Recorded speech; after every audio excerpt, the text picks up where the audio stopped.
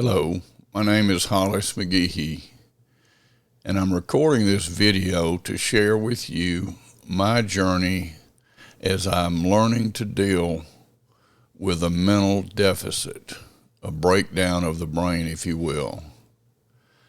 I, like many people, I think of dementia or Alzheimer's as being some specific thing that either happened or didn't happen.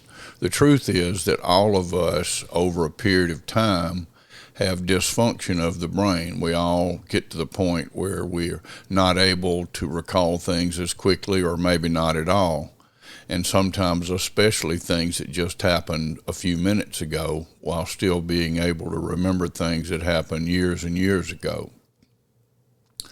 About a year or maybe a little more ago, I started noticing when I was in my woodworking shop that I couldn't make connections.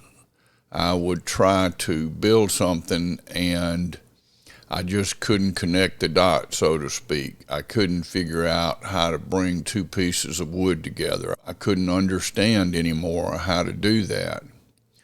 And then I began to notice on the computer, I do a lot of social media presentations for the gospel, for the good news of Jesus Christ.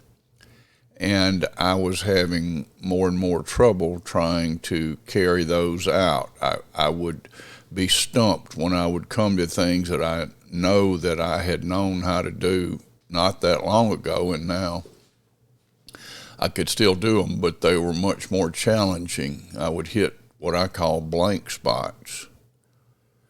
So I went to my primary care physician at that time, and they gave me a simple test that involved just a few questions. And he said, I believe that you have a cognitive deficit. My way of saying that would be your brain's not working quite right.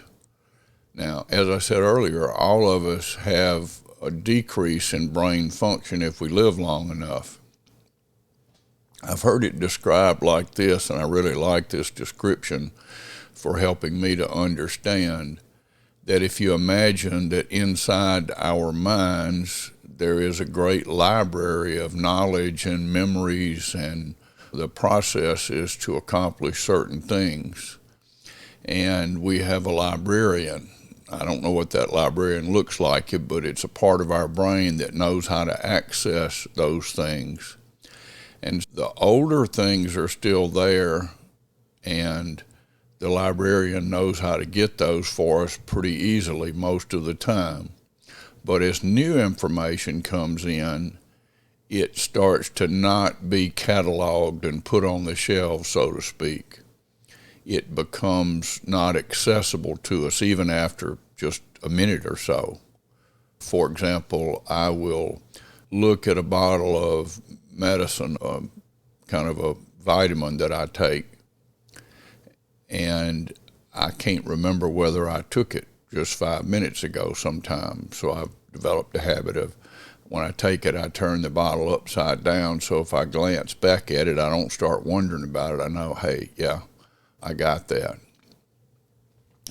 This is how those things started to work, and I wound up with a new primary care doctor who was for older people. It was called the 65 plus clinic, and I was directed by them to go to some additional testing, and pretty extensive testing with both, I'm having one of those moments, the MRI of the brain.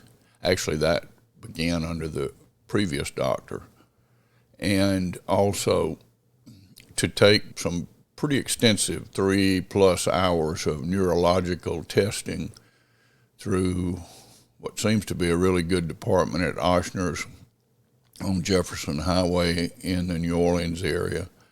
And the result of that, after taking those tests, as well as a number of blood tests, was a determination called MCI, or mild cognitive impairment. And that mild cognitive impairment is something that is more impaired than you should be for your age. But if we imagine dementia, the process of the brain becoming less and less effective as a line, the normal, so to speak, whatever normal is over here. And then as we move along this line, you come to MCI, and then a little further along this line is what we call dementia, and that could lead to Alzheimer's. Now, as I understand it, the difference between MCI and dementia is that I can, or a person can, continue to do daily activities even though we're struggling with memory, with executive function, I think they call it, being able to plan things out, not being able to follow a conversation if someone changes gears, that we get lost in that conversation, or if someone speaks quickly, I'm not able to understand it all. And that's where I am according to these tests, and it's possible that you may not move past that point other than the normal aging. And it's also possible, and maybe 20% probable, that it will continue on to some level of dementia that may or may not ever reach the level of Alzheimer's. The next step that would take you from MCI, mild cognitive impairment, to dementia is that one or more of your daily life activities you're no longer able to perform on your own. And then it goes downhill from there.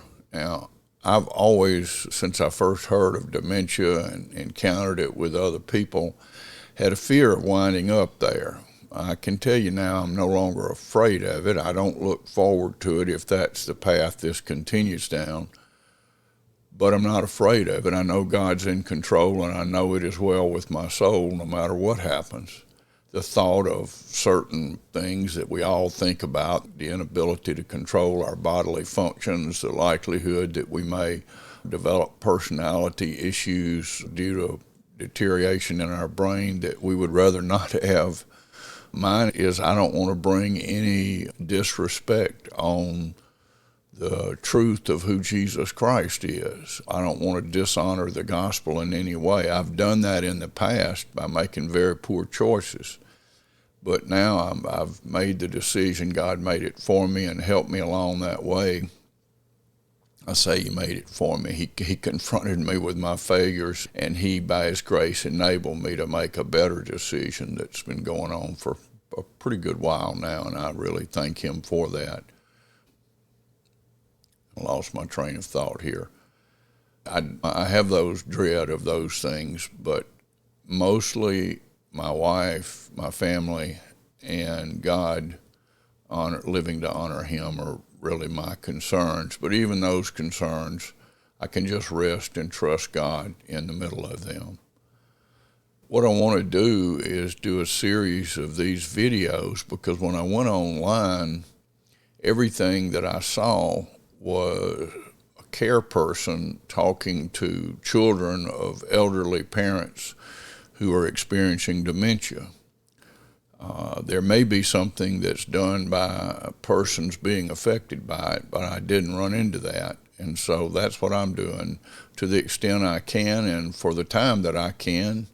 I want to document this process as an encouragement and as a somewhat of a warning, I guess you'd say, or signal to others, that's a better word, signal to others of some of the things they might look out for. So this is a trip into a dimming corridor. And I can tell you that it's already dimmed enough that I can tell a significant difference. And there are many things that trip me up right now, but they don't keep me from functioning. And what I'm trying to develop, and one of the things I'll talk about, Lord willing, in future videos, is how to develop habits and plans to keep functioning while still dealing with the problems at hand.